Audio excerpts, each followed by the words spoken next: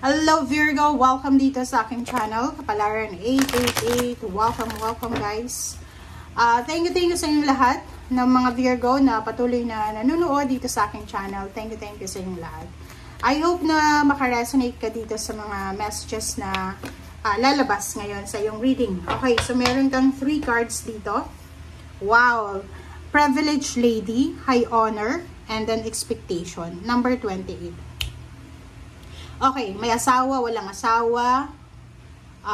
Yon, single, looking for a relationship, looking for a job, may trabaho, retired. So, pwede ka makaresonate dito, okay? Kunin nyo lang yung energy na alam nyo na para sa inyo.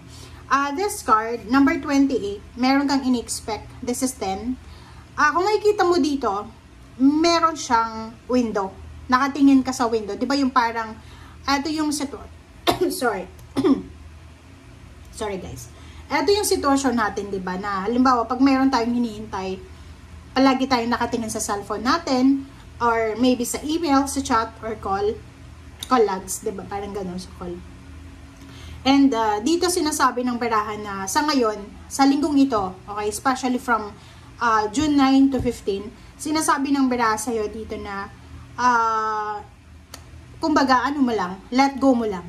Okay? Huwag kang masyadong maging hard sa sarili mo.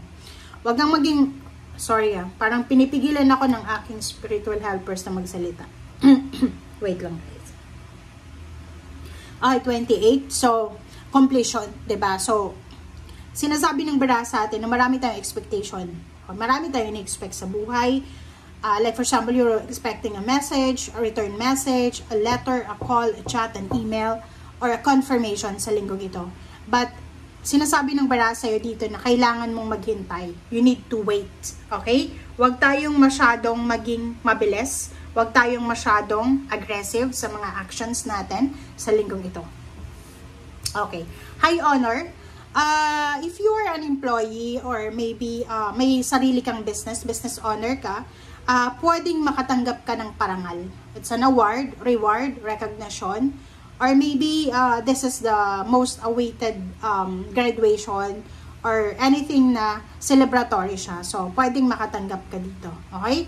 So, may, kumbaga, makakatanggap ka ng pribileyo. Parang gano'n. So, pwedeng may mag-offer sa'yo ng trabaho or pwedeng may mag-offer sa'yo ng new beginnings. Parang gano'n. So, paki-comment sa comment section, guys. If you are resonated dito, Virgo. Like yung mga Virgo na naghihintay kayong ma-promote, salary increase, or may mga Virgo na naghihintay kayo ng loan nyo. So, mayroong isang babae or lalaki kasi wala namang gender yung tarot natin. Palagay na natin na babae. Isang mayaman na babae ang pwedeng makatulong sa'yo para makuha mo yung financial success na ito. Okay. Okay, thank you, Virgo.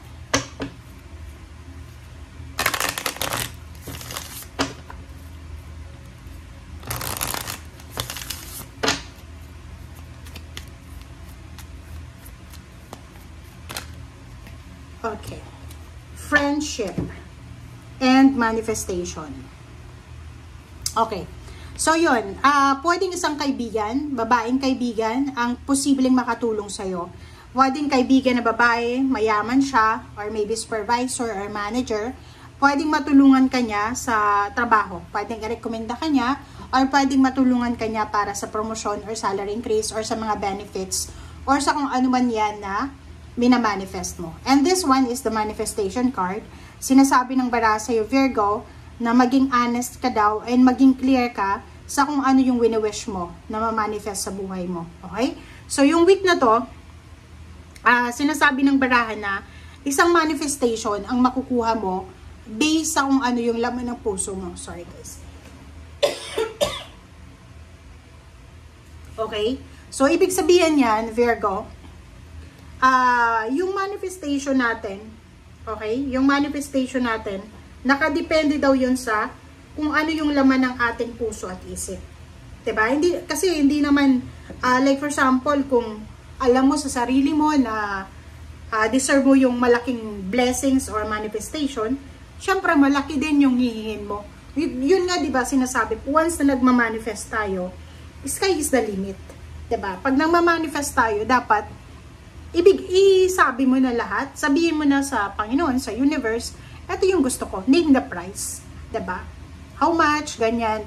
Like, halimbawa, kung kailangan mo ng trabaho, direct to the point ka, sabihin mo, Lord, kailangan ko ng trabahong ganito, kailangan ko ng tao na makakatulong sa akin para makuha ko, or tulungan mo ako sa kung ano man ito na kailangan ko. Parang yun, direkta. Wag nang magpaligoy-ligoy pa. And yun nga sinasabi, maging honest ka and klaro ka dapat sa kung ano yung gusto mo.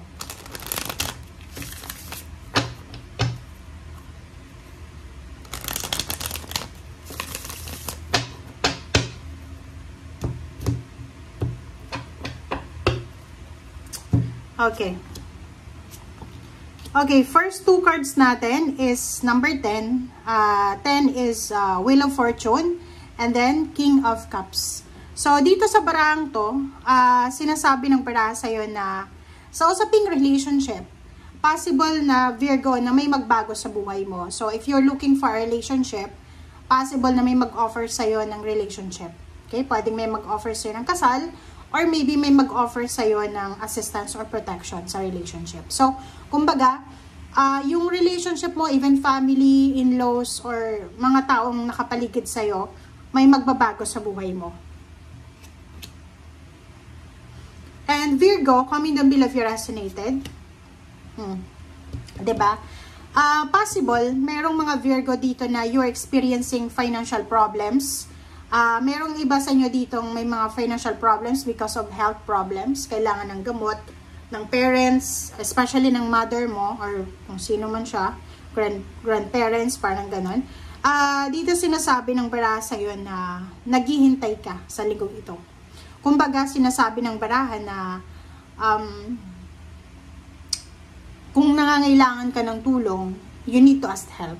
Okay? Hindi yung maghihintay ka lang. Kasi dito may way out naman to eh. 'Di ba? Yung parang sinasabi, may problema ka sa pera, may problema ka sa health, pero may solusyon naman. And 7 of Cups, sinasabi ng 7 of Cups dito na kung ano man tong hinihintay mo, ay ibibigay ito sa'yo ng universe sa right timing or right circumstances.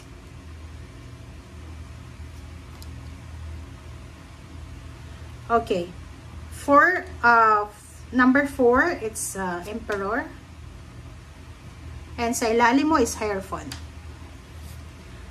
Diba? Ganun din.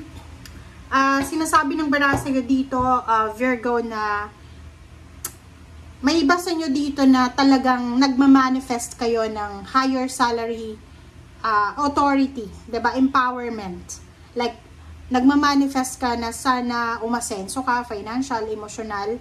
Nagmamanifest ka dito eh. So, maybe you're planning to travel. Relocation, planning to move out, diba? Or move in. Maybe kasama ang pamilya, buong pamilya. Or maybe ikaw at pupunta ka sa kapamilya mo, parang ganun. So, nakikita ko sa'yo dito yung authority. Yung parang you have your own, yung free will mo ba? Alam mo sa sarili mo, Virgo, kung ano yung gusto mo. So, may iba sa inyo dito ang makakapag-desisyon sa linggong ito. So, this is maybe June 15, parang 14, June 14, or 13, 14, 15, parang ganun. So, sa days na yan, possible na ikaw ay magta-travel. Okay, magta-travel ka, but be careful ha. Be careful kasi yung travel na gagawin mo, yung movement or relocation na yan, napakahirap ng sitwasyon na yan. Kasi, maybe yung job na yan na ino-offer sa'yo ng isang tao ay sobrang hirap niyan. Kumbaga, babae ka, yung trabahong yan is sobrang toil and labor siya. Yung parang delikado. Diba? Parang delikado and sobra-sobra kang magiging pagod, stress, and sobra-sobra kang magiging, kumbaga, exhausted and drain ng energy mo. So, be careful. Number 7, 7 of Swords, sinasabi ng baraha sa'yo dito na ikaw to, Virgo. Ang Virgo na to, sinasabi ng baraha sa'yo na mag-iingat ka sa pag-wish ng authority, sa pag-wish ng financial, like for example, yung sobra-sobrang financial success.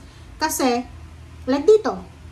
Like parang sasabihin mo, okay lang, overtime ng overtime, okay lang, palaging pagod.